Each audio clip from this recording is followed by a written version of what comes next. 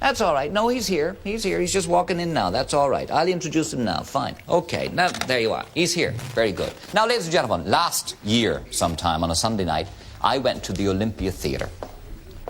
And I'd heard about the guy who was performing there that night, but I'd never seen him in person. And I found the Olympia packed to capacity with absolutely adoring fans for a guy who's a songwriter and a performer who has become very much a cult figure in America, in Britain, and especially here in Ireland. There's a whole sort of world which I suppose most of our viewers probably wouldn't know about because they probably wouldn't have heard of him.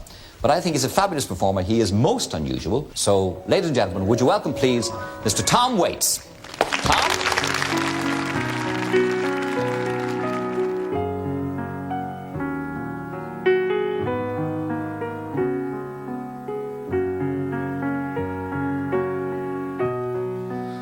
What becomes of all the little boys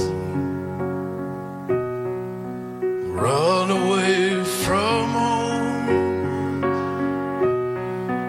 Oh, the world just keeps getting bigger once you get out on your own. There's to all the little boys,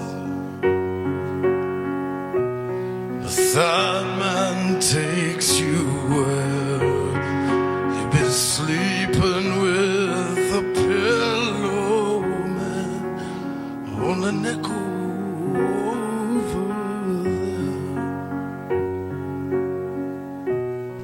So we'll climb up through that buttonhole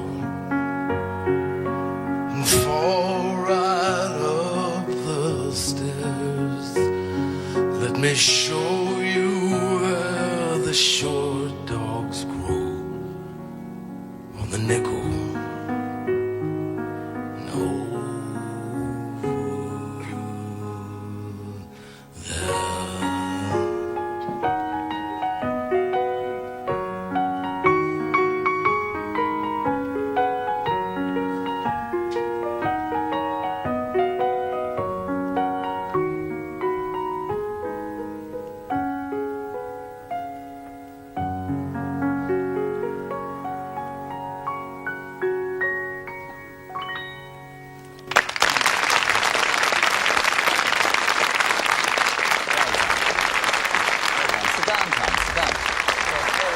No, that's all right. I'll go over to her in a moment. Sit down there. I want to have a big word. That's all right. That's all right. Talking to that one is the handiest. Welcome to the Late Show and welcome to Ireland. Thank you. All your songs, Tom, seem to be about a sort of a seedy way of life. How come? Well, I beg your pardon. Could be. Well, I try to write about a wide variety of different types of things. This particular song just deals with downtown Los Angeles, and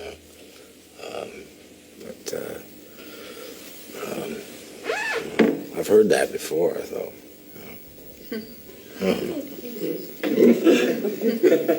You got a nice little setup here, don't you, Gay? Not a bad little setup. I noticed that when you're on stage, you bring relaxation to a fine art. I mean, you don't go in very much for production and bright lights and everything.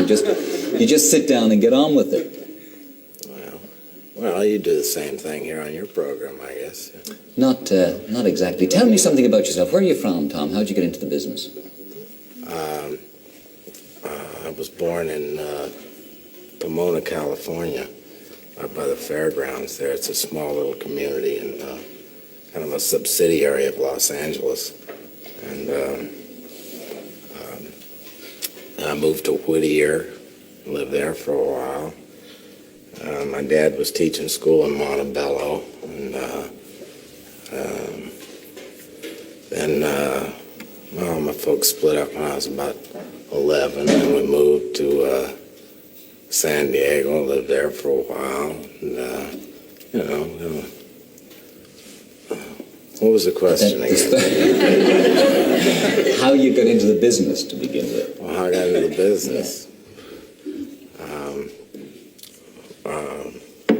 Well, I kind of looked around. There wasn't really anything that I thought was interesting.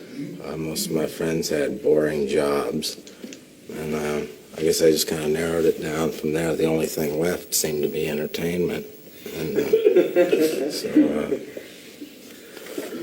it's not a very good story, is it, Gay? It'll do. If that's the way it happened, it'll do. When did you start writing your songs then? Well, I was born at a very young age. I didn't actually start writing until I was in my teens. Had a lot of problems in my teens, and so I started dealing with that. I worked jobs before I started playing nightclubs as well. What sort of problems did you have in your teens? Well, skin problems, that type of thing. Eruptions and acne and pimples. You know how it is. We all have those, Tom. Yeah. I'm just like you. You're not a bit. No, but you give the impression to a lot of people that in fact you lead the life of a hobo, and you mix a lot with the people that you write songs about, and the joints that you write songs about. Do you, in fact?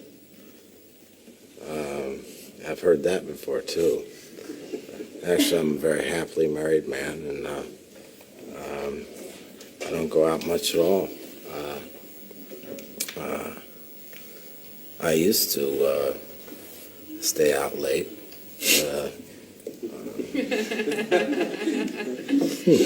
What is your wife's maiden name? My wife's name is Kathleen Brennan. Kathleen Brennan. Yeah. Can I go over and say hello to her? Oh, please. I'm going to anyway, whether you say I can or not, because I got to get to the root of this. Kathleen Brennan, how do you do? Fine, thanks. Mrs. Tom Waits. Yes. How are you then? Now, you must be, how far back Irish are you with it? As far back as I can remember. Third generation, my family is, though. And where are you from? I am from originally Illinois and then New Jersey. And how did you meet this guy and Accidentally. where? When? Actually, I was a nun, and he fell asleep in the church, and I woke him up.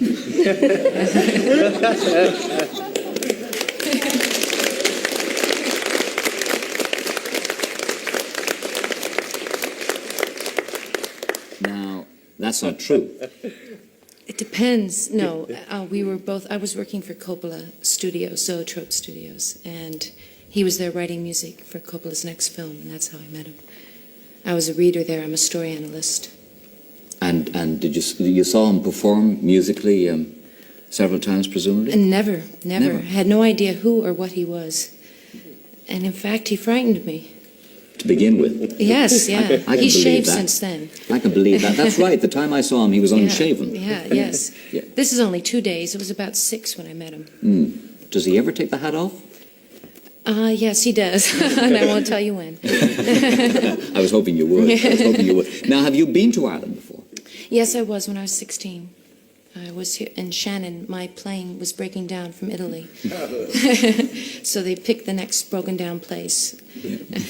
And that's how you ended up in You haven't been around the country since then, I mean? No, not at all. Yeah, are people been good to you now that you're here? Oh, wonderful, especially Tralee.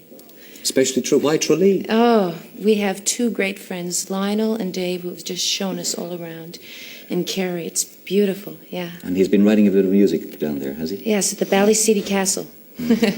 Not a bad place. A long way from the Hobosville that he writes Yes. about. Listen, Tom, it's lovely to meet you, Kathleen. Thank Tom, you. will you do one particular number for me, which I remember you doing before, and that's about the piano being drunk and it's not your fault and that sort of thing. Can you do that one?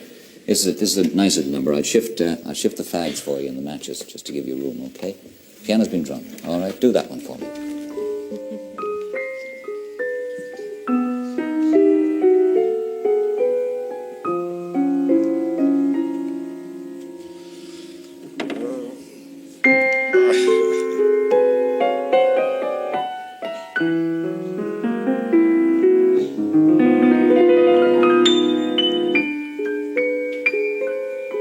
The piano has been drinking, my necktie is asleep. And the combo went back to New York. The jukebox has to take a leak. And the light man's blind in one eye and he can't see out of the other. And the piano has been drinking. The piano has been drinking heavily. And you can't find your waitress even with a Geiger counter. And then she hates you and all your friends, but you just can't get served without her. And the piano has been drinking. He's on the hard stuff tonight. The piano has been drinking heavily. The piano has been drinking.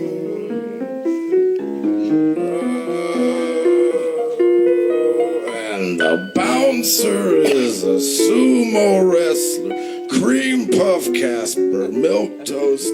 And the owner is a mental midget with the IQ of a fence post. And the piano has been drinking heavily. The piano has been drinking.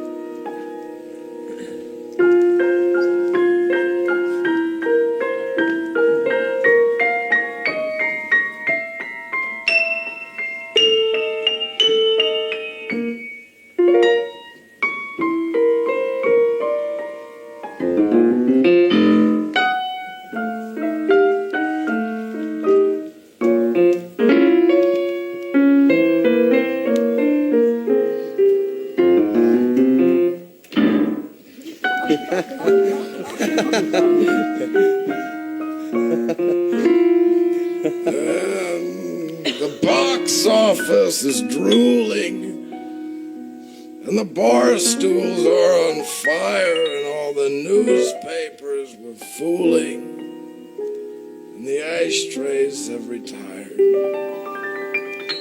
and the piano has been drinking.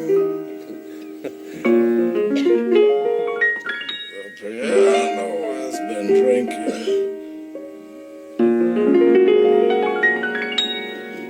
Piano has been drinking.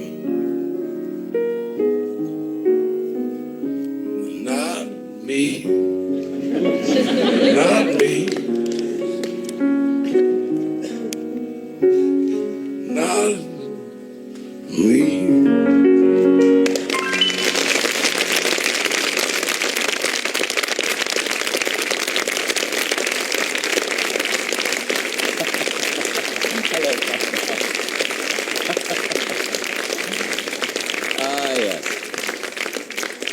Well, what I always say is it makes a change from trauma agus éitrim, doesn't it? I mean,